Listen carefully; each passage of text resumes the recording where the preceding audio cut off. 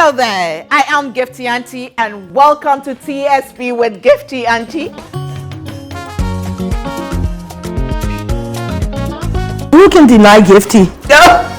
I don't think anyone shall. Thank you for having me.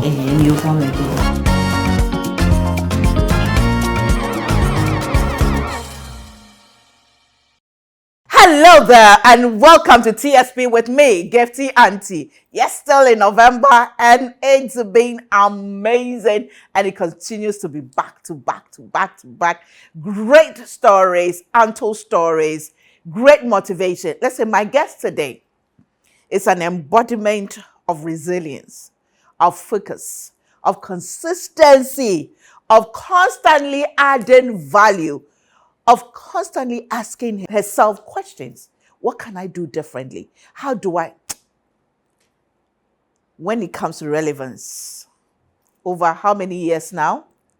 Well, before I introduce her, let me say thank you to Amazing Grace Enterprise at To the Opposite the Fire Service for my fabric. This dress is by Eminent Fashions. Thank you so much to them. Makeup product by Sigma Health and Beauty. Beautifully applied by The Global. My beads, as you know, Twinny Craft. And today, my earring. Yes, beautiful one from Studio Accessories. Now, ladies and gentlemen, let's put our hands together as we invite the one and only amazing, my first time of interview here, Madam Joyce Annabelle. Good to see you. Good to see you too. Looking lovely. They say bold women wear red lipstick. Good to see you. Thank you so much for agreeing to come. You're welcome. Okay, I'm happy to be here. Oh, it's an honor. Okay, so now you know it's going to be exciting. I'll be back.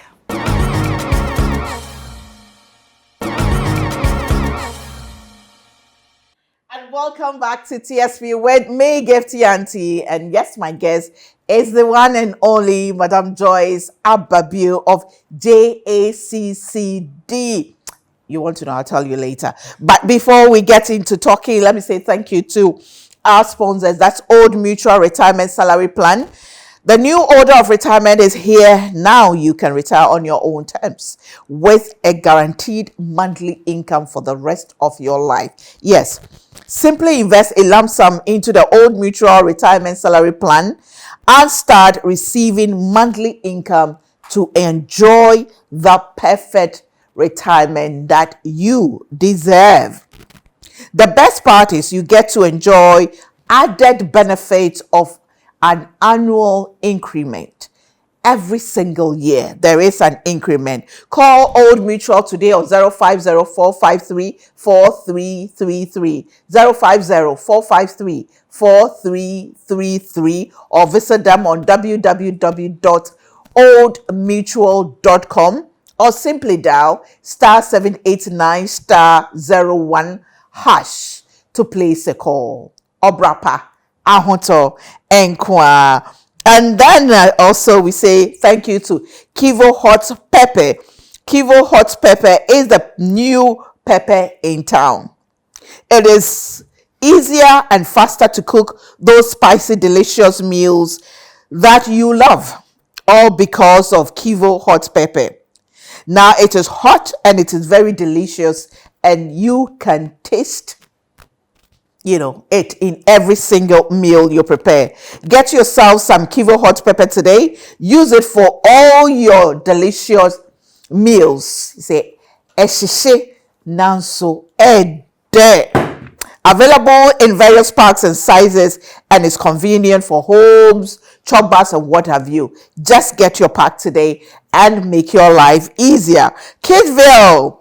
Hey parents and guardians, if you are looking for the ultimate destination to make your child's dream come true, look no further than Kidsville.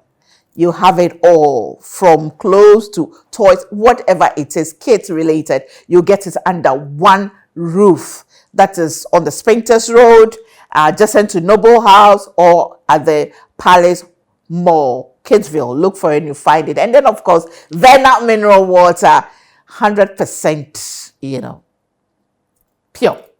nutritious. It has balanced pH level, low in sodium, all the minerals that it requires. They have it all, and also believe in giving back to society by changing lives and sharing love. Now, my guest is Madam Joyce Abebio, as I told you earlier, and she's the founder and president of JACCD Design Institute Africa. Now it moved from just a fashion house to an institute. Now it's going global by starting with Africa. Good to have you on TSP with Gifty Auntie finally. I'm glad I'm here. Thank you. Thank you so much for agreeing to come. I thought it was going to be some serious protocol, but oh no. you were very gracious, and I'm happy. How has it been so far? Now it's an Institute of Africa.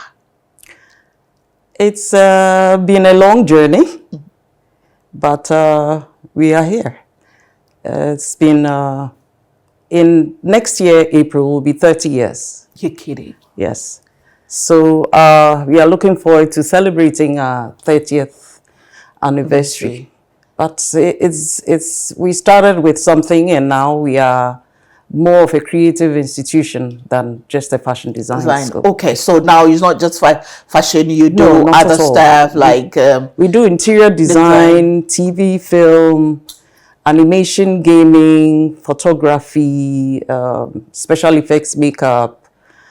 Those different graphic design is also part of what we do now. Well, what do you think has kept you still relevant after all these years? Because some started before you, they are not there. Some started with you, we can hear of them. Some started after you, after you. Yeah. But still they've gone. But still, Joyce Abebio, when you mention it, everybody knows. And every young, professional wants to be referred to as Joyce Abebio trained. I think it's basically the start. And the fact that for me, it's about perfection. Mm-hmm. Whatever it is I'm going to offer to somebody else, I want to see that that person gets exactly what they want or what they need to have. We don't cut corners. We don't cut down on our curriculum or the way we teach. I have some amazing instructors that teach these courses. And the fact that most of the designers on the market now all came from JACCD. Right. So it makes it, easy for people to remember you. Mm. But then again, that name was already a household name way before the school. Right. So it stayed in place because we've kept the way we handle things, the way we teach, what we expect from students, what they get out of the institution has remained the same, or rather we've improved and added and stuff like that. So, your students say you are tough. Yes, I am. I'm not going to lie about it. They say you are tough. When they called, they said, Madam wants to see you. You are shivering. Going before Madam with your work, with your design, you're shivering.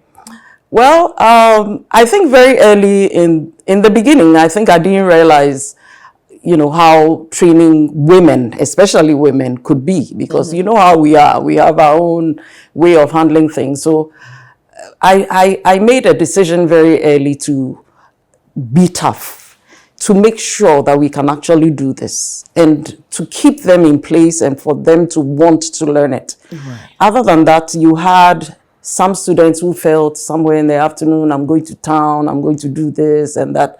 So I had to be a certain person to make sure they actually achieve their goals while they were in the school. So I always tell them I'm a different person. I wear different hats at different places. When I'm in the class, I'm a different person. When I'm in office, different. Okay. So you have to pick and choose which area you want to meet me at. Right. Then there's a different person. So yes, I am tough, and it's worked for us so far. Okay. I had the privilege of being the keynote speaker at the recent graduation, and the class prefect, reading her speech, said initially they thought you were just too tough. But as they graduate, they are very appreciative of what you told them through, because it's really prepared them for the world. Well, what they need to realize is that I've been in this industry before the school came up. Right. I know what is out there. Right. And what people expect from you when you step out of the institution. So what I do is to bring the industry into the classroom. So I need for everybody to understand that it's not going to be that easy. It's not what we see on Instagram. It's very different when you get out there. These days, when we were, younger and doing our works, a customer won't come to you and come and fight you. Right. Now they will. Yeah. So you don't want that situation. So they are taught to be aware of such things and to be perfect in what they do, to be able to think through what they do and come up with something good so you don't have such things happening to you. Yeah. Being a woman leader in your, industry and then in your space, do you think, especially younger women, expect, women in leadership to be motherly, understanding? Or you a woman, they expect you to lead differently. Does it work? Well, I think it depends on who you are dealing with in the first place. There are those, even in the school, there are those that you want to be soft with them because it moves them ahead. And there are those that you have to be extremely hard with or they won't do anything. Right. So, of course, people think you have to be motherly, but at the end of the day, I have to decide where are we going with what you came here to do? What would it take? And what I do is to do whatever it takes for you to want to learn what you came here to do. Do you even have data on the number of people you've trained? Well over 10,000. Wow. And some of them, when you see them excelling in their fields of it, how does it make you feel? Very proud. I'm ever so proud to see that. There's nothing like seeing something you did actually end up the way it's ended up. So definitely very proud of them.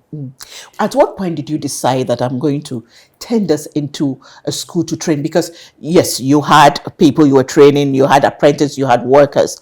At what point did you decide that I'm going to turn this into a school? I don't think I started off with the mindset that I want to teach anybody. That wasn't how I started out. I'm a fashion designer. I am a fashion designer. Yes, yeah. And my goal at the time was I'm spying your earrings, by the way. Oh, okay. There's more to it.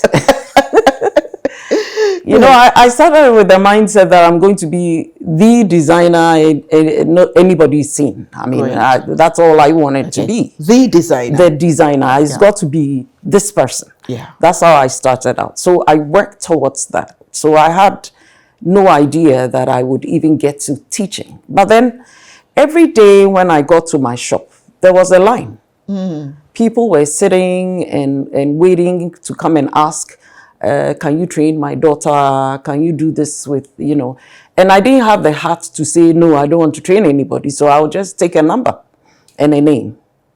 And so based on some things that happened, one of which was a shop in the US that wanted my things. I went there to discuss it. This is a major department store that I was so looking forward to putting my things in there because I was dealing with boutiques and things, and I wanted that department store.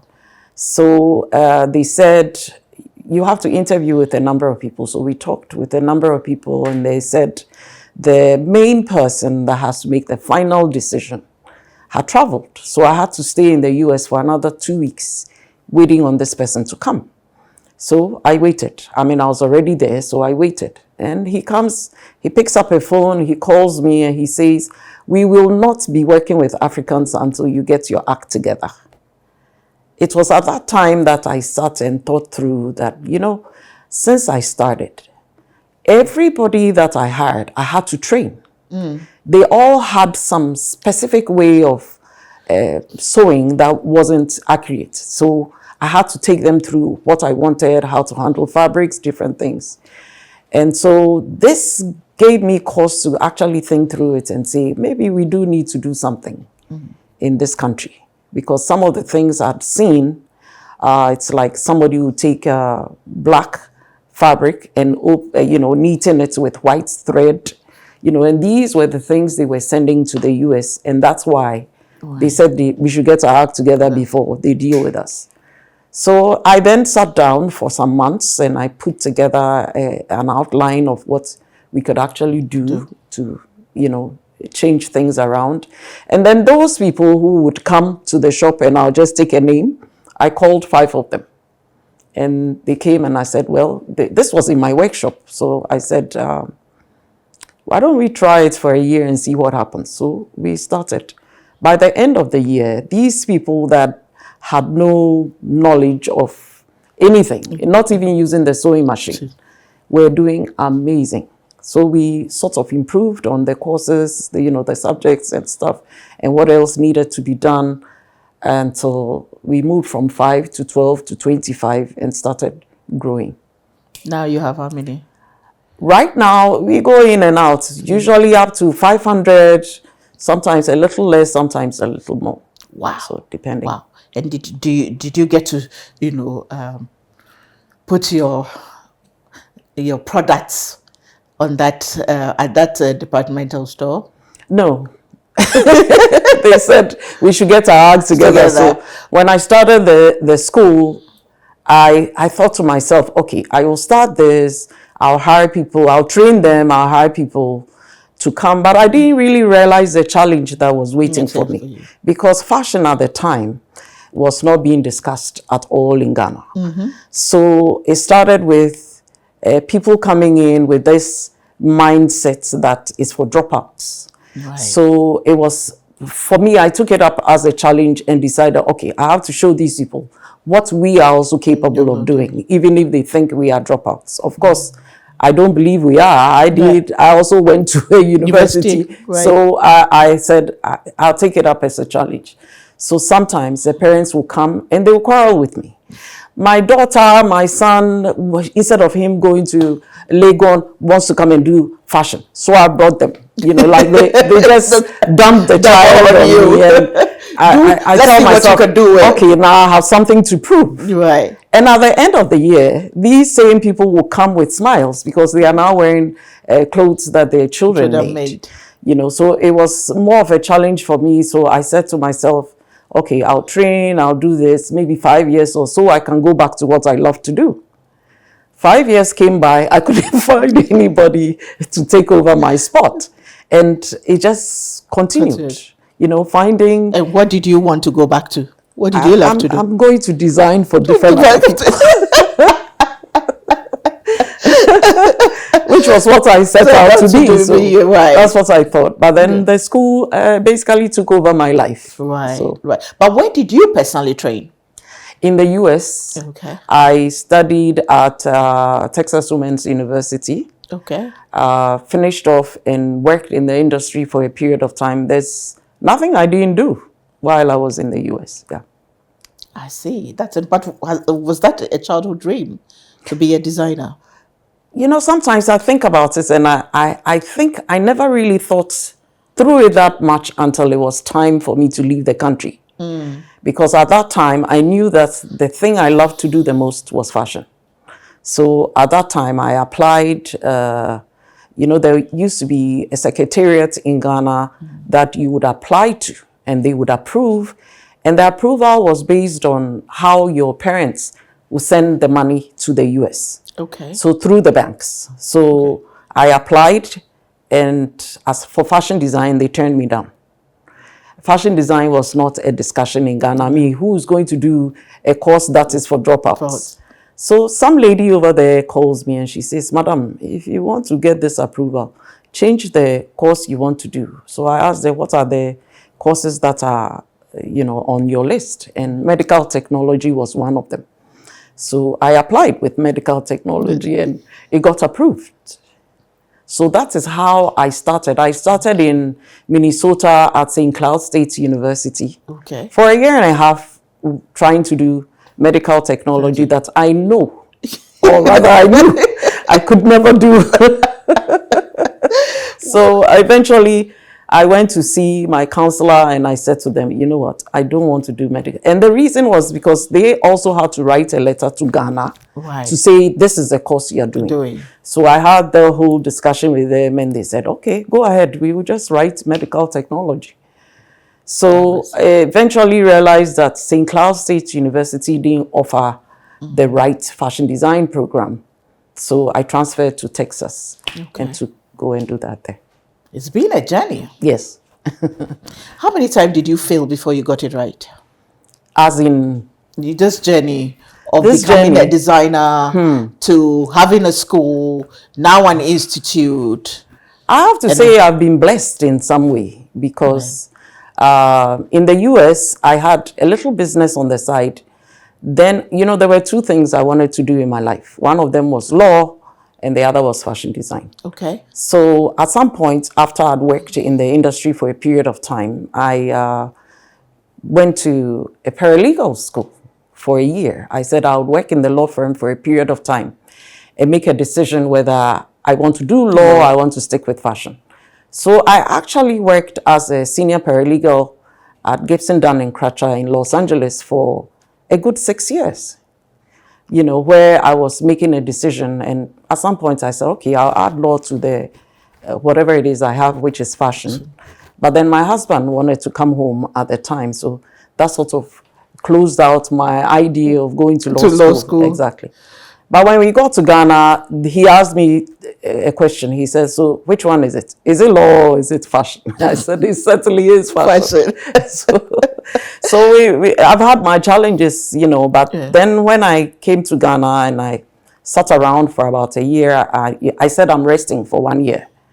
And then Benefa Chothia, she was a designer here some years ago. Okay. She called me and said, we are having an international fashion show which featured Oswald Boateng, Joe Casely Hayford, and the rest. Do you want to be part of it?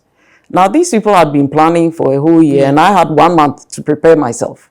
So I pull out machines, I get a table in the living room, I start cutting, decided what I want to do. My specialty is gowns. Right. So I did wedding gowns. Right. Yeah. And showed up at the hotel the very last day with my things. And it got a standing ovation. Wow. So when that was done, the name Joyce Abibu was already there. Yeah. So that's why I said I've been blessed in some ways, because it wasn't that up and down for me as it is for some people. Yes. So there's been the God factor in there. Somehow. God has been in the story. And then also because one just puts in the effort. Right. Or we could say luck. You're right. Well, let me take a break and we'll be back. That's amazing. That's an amazing story. Anyway, once again, I say thank you to Amazing Grace Enterprise. They are to the opposite the fire service for my fabric. And this outfit is by Eminent Fashion. You can locate her, contact her on Instagram, and then her contact is also on the screen as well. Thank you to Sigma Health and Beauty for makeup products and beautifully applied by the Global. Thank you to Trini Craft for my bracelet, and of course my beautiful earring by Studio Accessories. We'll be back.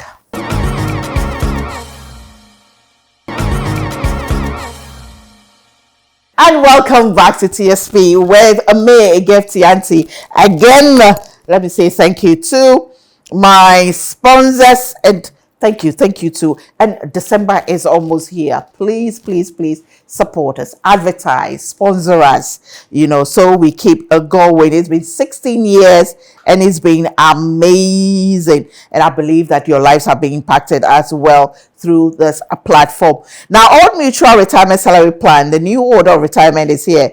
Now you can retire on your own terms with a guaranteed monthly income for the rest of your life. Simply invest a lump sum into the Old Mutual Retirement Salary Plan today and start receiving monthly income to enjoy the perfect retirement. It's that easy. The best part is you get to enjoy added benefits of an annual increase every year. Call Old Mutual today on 050-453-43333, 050-453-4333, or www.oldmutual.com, or simply dial *789*01# to place a call. Obrapa, Ahoto, Enkwa. And then, of course, Kivo. Kivo hot pepper is a new pepper in town. It is now easier and faster to cook those spicy, delicious meals you love with Kivo hot pepper. You will feel the heat and delicious taste in every meal you make with Kivo hot pepper.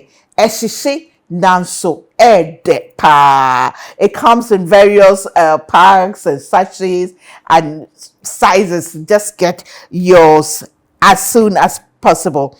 Kidsville has a message for parents and guardians. If you're looking for the ultimate destination to make your child's dream come true, look no further than Kidsville. You have what you're looking for. And then thank you to Vena Mineral Water. It has balanced pH level, low in sodium. It has all the minerals that you need, and you look younger as you continue to drink Vena Mineral Water. Thank you to Bigger Drains as well. House of Food, thank you so much for over 10 years feeding the crew and I every single week. We are grateful to you. And then thank you to Al Cuisine for the finger foods. Thank you. And then, of course, Yep Cleaning Services. They make sure our environment is clean all the time. Just contact them, and they will, before, after, during, they are there to sort you out. Zen Garden, our beautiful plants are from Zen Garden. That's natural plants. Thank you to them as well. And then Mrs. Oforipoko and the family, thank you. Inshira Foods, that's juice time, from the farms to the factory to the bottle to the shelf. They do it all, so you know that it's 100% fruit juices. Now back to Madam Joyce Abedvio. How are you finding family life? Well, my children are old, so family life is basically me right now. But the same mothers who don't never retire. I will be retiring shortly.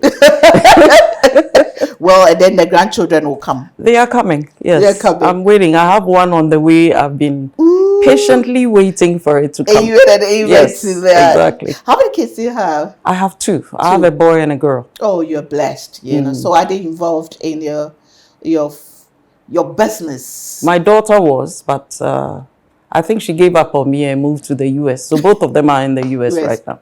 Yeah. Legacy. Any legacy plan? It used to be that, but now I'm not sure how we're going to do this, because she says that she's coming back, but I don't know when that is going to be. Yeah. Well, so we'll find a different way. Yes. Yeah, the grandchildren can, they may come and they will take over. You never know. Yeah. They will show more interest in that. But how was growing up like for you? Very quiet, because my mother and my dad separated when I was 6 years old. Oh, okay. So I lived with my mom. My mother took the girls and my dad took the boys. So how many were you? Five. Okay. Five. One of them was raised in London, so he was never really in Ghana. Okay. The rest of us, he took the boys and then the girls. But I'm the last born. Just like me. Yes. I'm the last born, so all of them left Ghana when I was going to Form 1 in Achimota. Right. So my life was very quiet. I was the only one with my mom, who was working extremely hard, determined to make sure all of us ended up abroad somewhere going to school. Right. So I was usually in the house by myself with the house help. With the house help. So just you. So would you say you learned independence early? Very early. How did taking care of myself. Yeah. How did your parents' story impact your own way of life when it comes to independence, making it in life, and even marriage?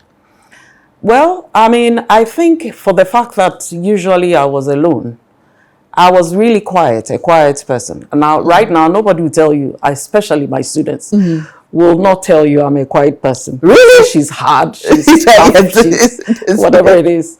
But again, it's one of the things I have to do because I am in the school. But my normal nature, I'm very reserved and I'm very quiet. So I was really quiet, even in Achimota, minding my own business, basically. And I think what those things did for me was to learn to take care of myself, to learn to keep things to myself, not really telling things and that sort of stuff. And I don't do friends too very much. Okay. So for me, it's about I have to meet the person and I need to sit back and sort of decide whether that person is a friend for me or not. So that's what it did for me. And that's worked for you? To a point, yes. Yeah. Okay. Okay. And any hobbies? My hobby was what I am doing as my business now. So the rest that is left is to read a book, or every now and then a few of the girlfriends and myself will test out different restaurants. So that's okay. Are you a foodie? No. You don't like eating? No, not at all. You don't like eating? No, but I would go to try and see if the place is good. Good. Yeah. And then, there are lots of young ladies coming up now, and I'm sure you see them all over, who are into fashion and design, Sometimes it comes like a craze. There's an area, then everybody goes in there.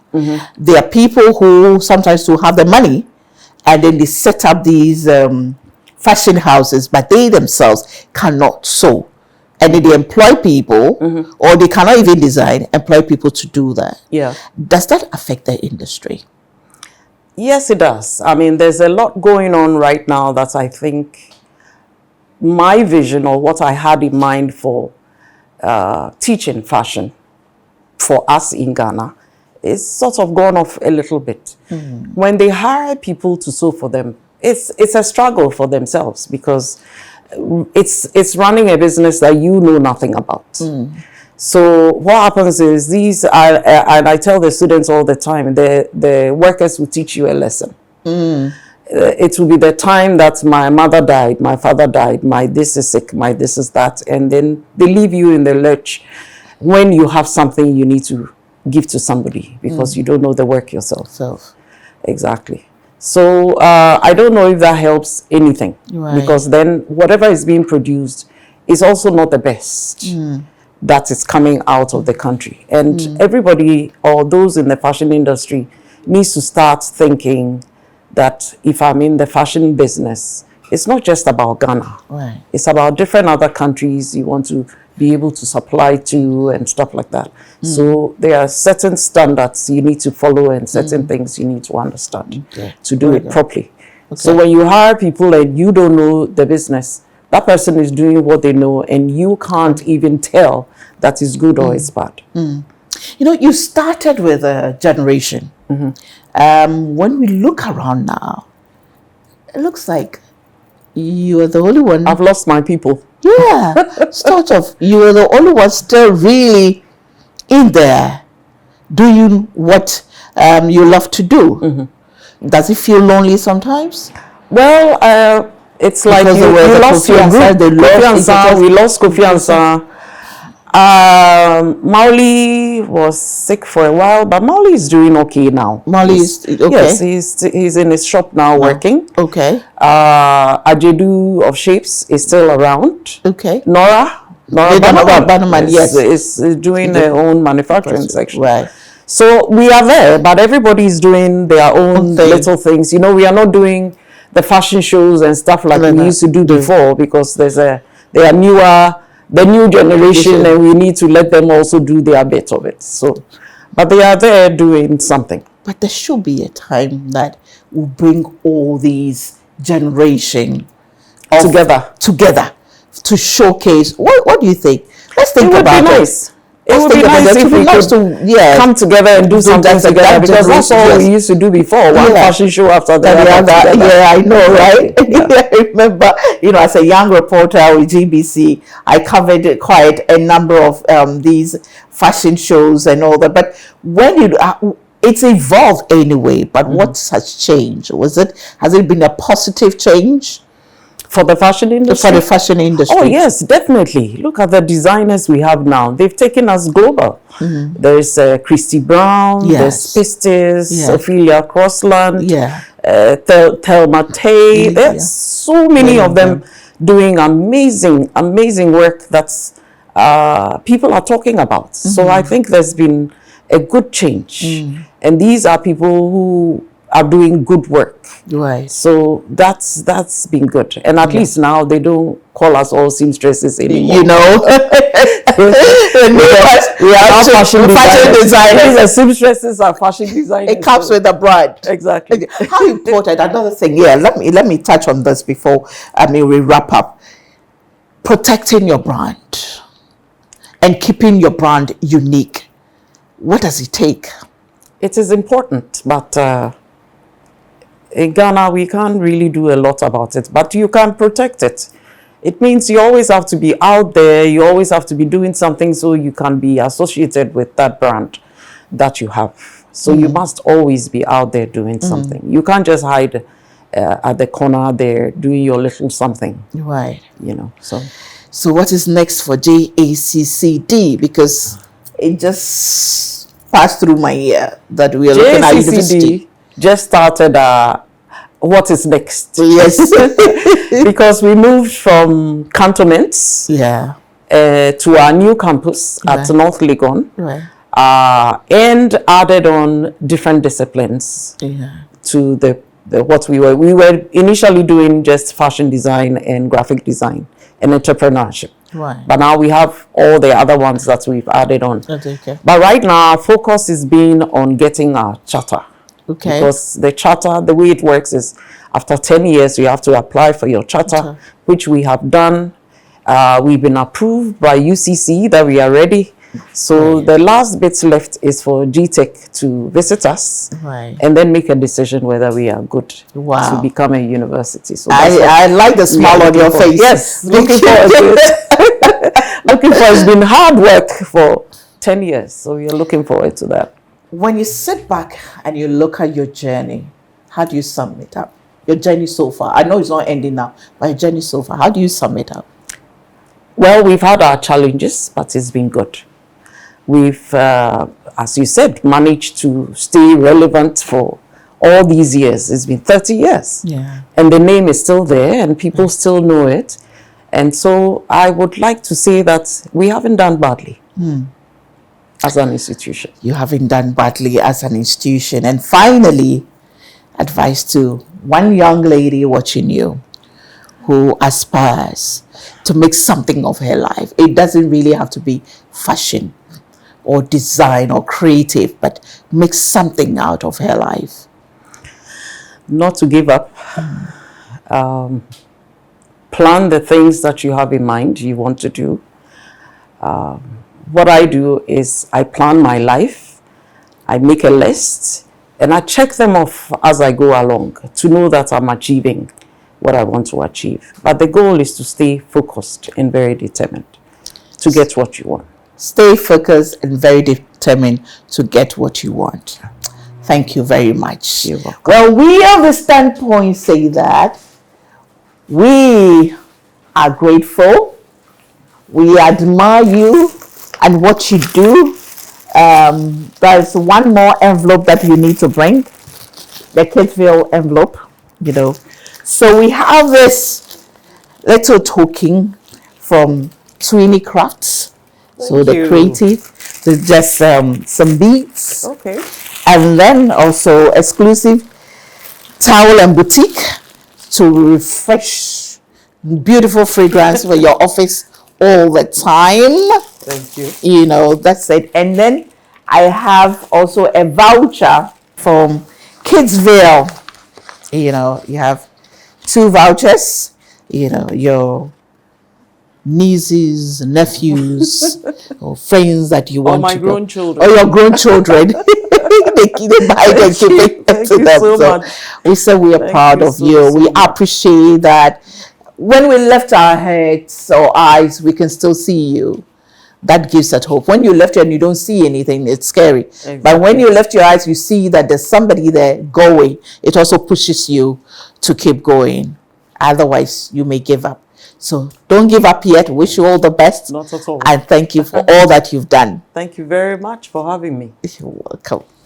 I'll be back with a bit of me. Once again, I say thank you to Bigger Drains, to Yep Cleaning Services, Zen Garden, House of Food, Mrs. Oforipoko and the family, Our Cuisine, and then, of course, Juice Time. Thank you. I'll be back shortly. What kind of upbringing did you get growing up? I grew up with my siblings. I am the last one of 22 children. Wait. What did you learn from that experience growing up in a big family? Unity and loyalty. You have to be loyal to your blood. If somebody does something wrong, yes, the person is wrong, but you have to stand by the person. You will give your advice as a relative, and it has to be genuine. And then when the public backlash starts coming, you have to all take it gracefully, because at the end of the day, you only have yourself. As a girl growing up in the North, right, and coming from a big family, what was your motivating and what was your, challenge in trying to break loose to be what you want to be? I didn't want any man to sleep with me because of money. So I pushed myself to make sure that I go to school, even when I didn't have it.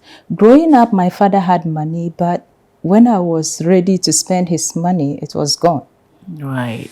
So I had to take it. Then I was working with Standard Chartered Bank. So I took a loan from Standard Chartered Bank as a worker there. And then I registered to do my degree. And as I was working as a part-time person at Stanchart, I used the money to continue my education. Now, how many products do you have? We have over 60 products on the 60. line. 60. Yes, we have Wow. those ones we've brought out and those ones we've not brought out. So Okay. in total, it's about 60.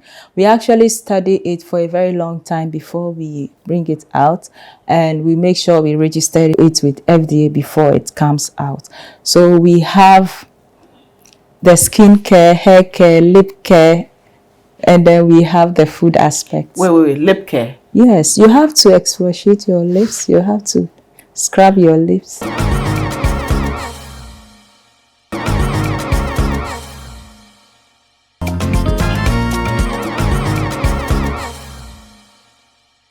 I've often said that giving up is not an option, but it's actually an option, But it's up to you to decide whether to choose that option or to stay focused and let it go and keep going, regardless of the failures, the mistakes, the challenges. It's difficult when you're failing, especially when you are passionate about something or you believe so much about it and you've told everybody and you've convinced everybody, and then you start and you're failing. Mistake after mistake, disappointment after disappointment. Girl, it's not easy. But joy comes in the morning. You just have to be consistent. You have to keep going.